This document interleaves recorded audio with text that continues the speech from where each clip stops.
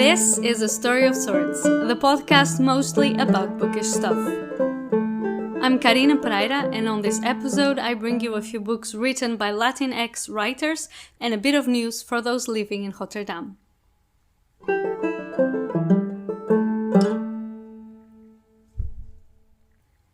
September is Latinx Heritage Month, and although we're almost at the end of the month, I thought I'd share a few books by Latinx writers I have read or have added to my to-be-read, for those who wish to read more books by Latinx writers.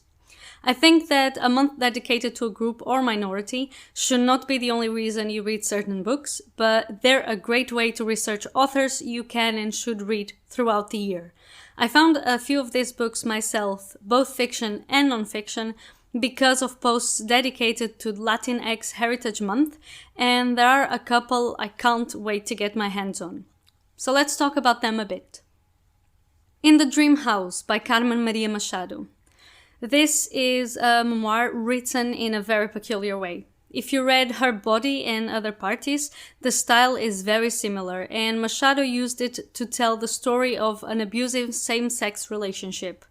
I really loved it, and at the time it came out, everyone was talking about it because it's so good. I recommend you listen to the audiobook narrated by the author because it's the bomb. I love the environment she creates. It's all very gothic and mysterious. It's just really good. Ordinary Girls by Jaquira Diaz. This is another memoir I read last year, and besides telling Diaz's life story, it's also an ode to those who believe in us when no one else does, and how that can change a person's life, especially a young person's life and trajectory. It's not an easy or always happy story, but it's super compelling, and again, I can't recommend the audiobook enough. The House of the Spirits by Isabel Allende. I've read this book a few years ago, and it was my first book by Allende. I like her. I also like the mood of her stories and how things that seem impossible are put into the real world. I grew up in a small village in Portugal, so you need to know that many Portuguese people have crazy stories about encounters with the afterlife, and that's why the only horror movies that scare the hell out of me are movies about ghosts. Because even though I know I shouldn't believe spirits exist, I do. I'm a Capricorn and I can be quite pragmatic about things and say, yeah, those things do not exist. But at the end of the day, I'm terrified of them, and you won't see me playing any ghost games or Ouija board because I am not messing with that stuff. As the Spanish say, I don't live in brujas, but they are out there. If the ghosts are just kind of part of the story, however, they don't really scare me, and my favorite stories are actually stories where dead people materialize into our world. So if an author doesn't make it scary and instead makes it matter of fact, I love it. A lot of the elements Allende brings to her stories are just rather entertaining, and this one is a great read. Clap When You Land by Elizabeth Acevedo. I made a bonus episode talking about this book, which you can go listen to after this episode if you want a full review of the book. It tells the story of two sisters who learn of each other's existence after their father dies on a plane accident. Acevedo is an amazing writer, and I love this book. You should also read The Poet X, which is written by the same author and with the same structure, and it's amazing. I have read all of the books above, and I loved all of them, but next is a list I've added to my to-be-read, some of which are already in pre-order, and some of which I already own. Dominicana by Angie Cruz. I got this book a few months ago, but haven't gotten around to it yet. I do talk about it in another episode. It is the story of Ana Cancion from the Dominican Republic who gets married to a man she doesn't love in order to move to the US and to provide for a family back home. She tries to run away from that marriage at some point, but is convinced to stay by her brother-in-law, and when her husband needs to travel to the Dominican Republic to deal with some family assets, Ana finally gets the freedom she longed for. Super pumped to read this one. Cemetery Boys by Aiden Thomas.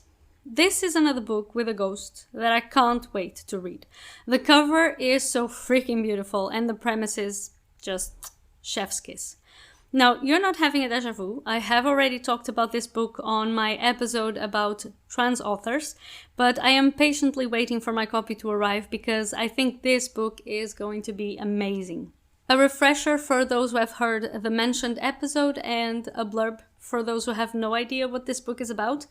It is about Yadriel, who wants to prove his gender to his family by becoming a true brujo. But when he performs a ritual, he ends up summoning the school's bad boy, who wants to find out what the heck happened when he died. So Yadriel has no choice but to help him.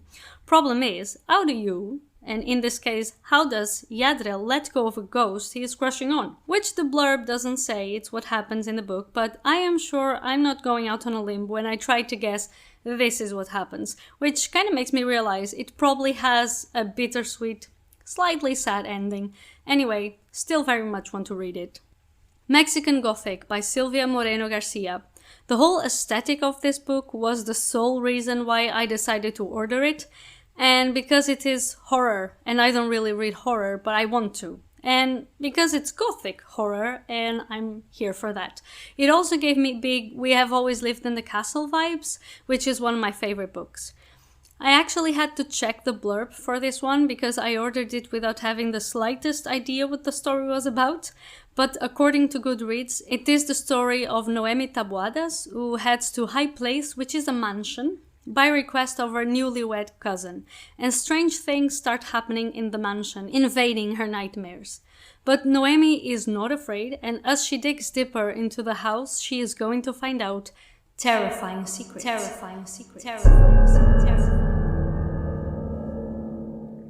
I mean, I don't know about you, but I'm sold.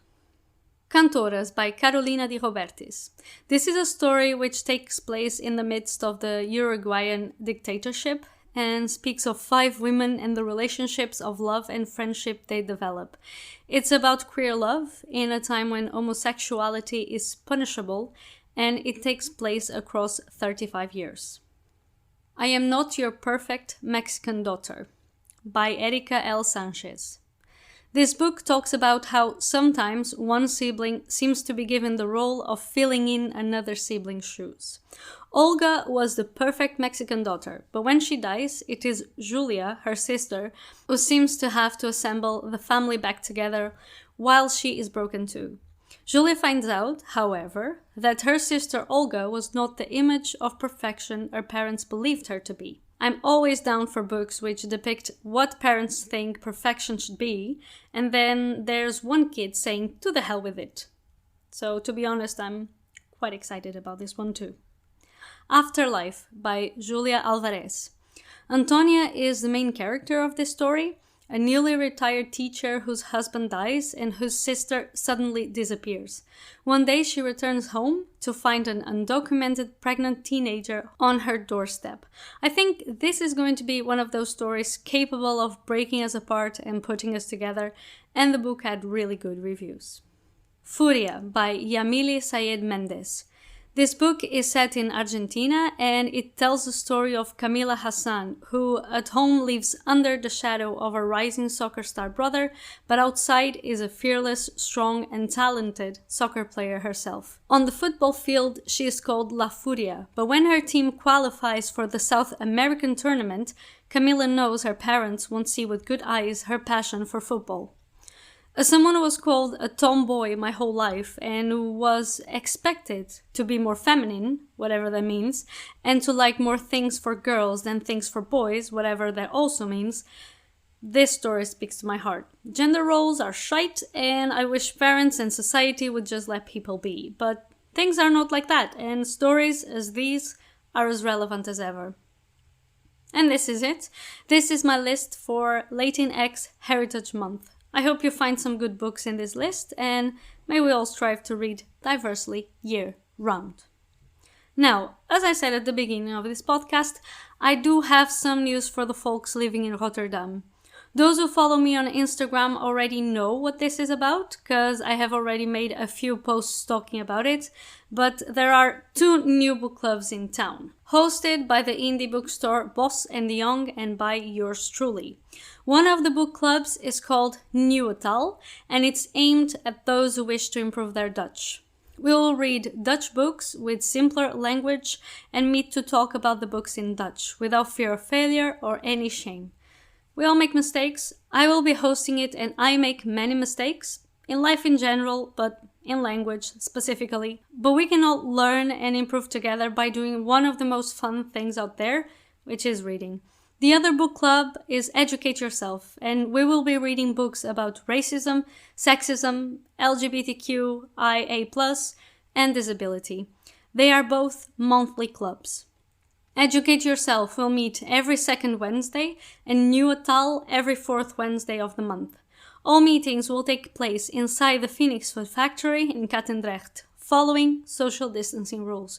To attend, you can simply buy the book at Bos en de Jong, or you pay what you can. The first meeting for Nieuwe Taal is on the 30th of September, where we will check who is interested, what is the reading level of most attendees, and we will introduce the first book we are planning on reading, which, for those interested, is Welkom bij de Club by Thomas van der Meer.